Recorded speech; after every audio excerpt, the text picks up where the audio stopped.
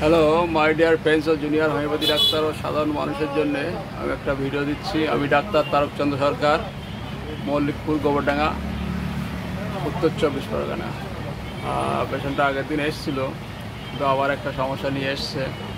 আর ওই সমস্যাটা অনেক দিন ধরেই ভুগছে, যা মলম টলম ব্যবহার করছে। এসব সমস্যা তো বর্তমানে বহু দেখা যাচ্ছে।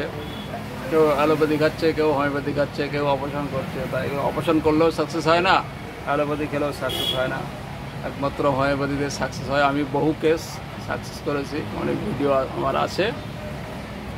আর সমস্যা হচ্ছে অ্যানাল ফিসার হয়েছে, যেটা ব্লিডিং হচ্ছে, ব্যথাও আছে, জ্বালাও করছে, আর কাশি একটু আছে, আর ডান সাইডে থাই একটু ব্যথা আছে। এই হচ্ছে সমস্যা। পেশেন্ট চিলি পেশেন্ট, মাথা যন্ত্রণা একটু রোদ্দুরে গেলে হয়, জল পিপাসা নর্মাল, প্রস্রাবে জ্বালা করে, আর ঘাম নর্মাল আছে।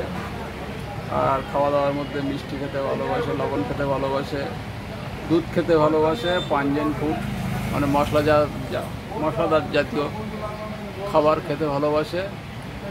দুধটা আবার সহ্য হয় না, দুধ খেলে গ্যাস হয়। আর ডিমের মধ্যে কিছু পাওয়া যায়নি। মাইন্ডের মধ্যে ইরিটেবিলিটি আছে, কনসোলেশন, অ্যাগ্রাভেশন আছে, সিম্প্যাথি আছে, অ্যাঙ্গার ভায়োলেন্স আছে, আর ডিস্ট্রাকটিভনেস আছে। আর পাস্ট হিস্ট্রিতে তেমন কিছু পাওয়া যায়নি। মায়ের টিউমার অপারেশন আছে, আর বাবার সিবিএ হয়েছিল, আর করোনা হয়েছিল।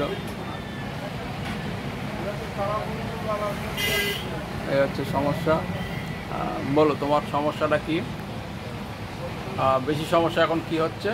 বেশি সমস্যা এখন আমার দেখা যাচ্ছে যে পায়ের ডান দিকের ব্যথাটা আছে, ডান দিকে ব্যথাটা আছে, প্লাস কালকের থেকে আমার যে মেন যে আমার রোগটা, যে মলদ্বারের যে ব্যথা, যে রক্ত পড়ে এবং কি শক্ত পায়খানা হলে প্রচণ্ড রক্ত না পড়লে ম্যাক্সিমাম রক্ত পড়ে, আগে পড়তো, এখন আর ওটা বোঝা যায় না। কিন্তু দেখা যাচ্ছে যে যখন রক্তটা পড়ে জ্বালা যন্ত্রণাটা হয়, জ্বালা এবং জায়গাটা ফুলে যায়, ব্যথা হয়। এই হচ্ছে ব্যাপার। আর প্রস্রাবে একটু জ্বালা আছে, তাই তো? প্রস্রাবে জ্বালা আছে, গরমের জন্য প্রস্রাবে জ্বালা হয়, আমরা জানি।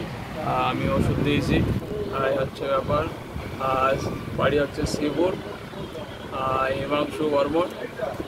কাশি একটু আছে, আর ঠান্ডা গরমে কাশি একটু হয়, আর থাইতে ব্যথা আছে। মেন সমস্যা এখন দেখা যাচ্ছে অ্যানাল ফিসার, জ্বালা যন্ত্রণা করে যদি পায়খানা শক্ত হয়। মাথা যন্ত্রণা আছে, রোদ্দুরে গেলে হয়।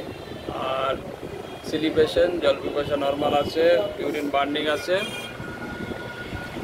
আর খাওয়া দাওয়ার মধ্যে মিষ্টি, লবণ, পাঞ্জেন ফুড, মিল্ক এগুলো খেতে ভালোবাসে। ডিজাইগ্রিতে মিল্ক, দুধ খেলে সহ্য হয় না। রাগের মধ্যে আছে, মাইন্ডের মধ্যে আছে, ডিমের মধ্যে কিছু পাওয়া যায়নি।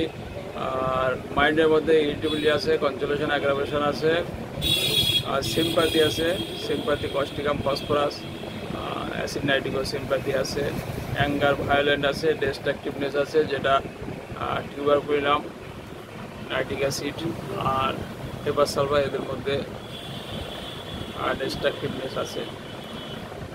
আর ফ্যামিলি হিস্ট্রিতে টিউমার অপারেশন হয়েছে, মায়ের সিবি হয়েছিল, বাবার করোনা হয়েছিল।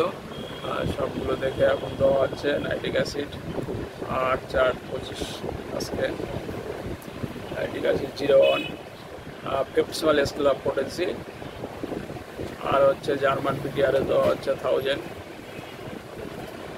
2 নম্বর। এই হচ্ছে ব্যাপার। কেন দেওয়া হচ্ছে তার কারণ হচ্ছে অ্যানাল ফিসার, এটা ব্লিডিং হচ্ছে আর জ্বালা করছে, আর প্রস্রাবে জ্বালা আছে কিন্তু অফেন্সিভ নেই। আর দুধ খেলে সহ্য হয় না, sepia, calcium, silicea, nitric acid, লবণ খেতে ভালোবাসে। আর ডিস্ট্রাকটিভনেসে আছে, অ্যাঙ্গার ভায়োলেন্ট আছে, ইরিটেবিলিটি, কনসোলেশন, অ্যাগ্রাভেশন, সিম্প্যাথি আছে। এগুলো সবই নাইট্রিক অ্যাসিডের মধ্যে পড়ে। তাই নাইট্রিক অ্যাসিড দেওয়া হচ্ছে safe 0.1 fifth scale of potency. পরে ফলো আপ দেখানো হবে।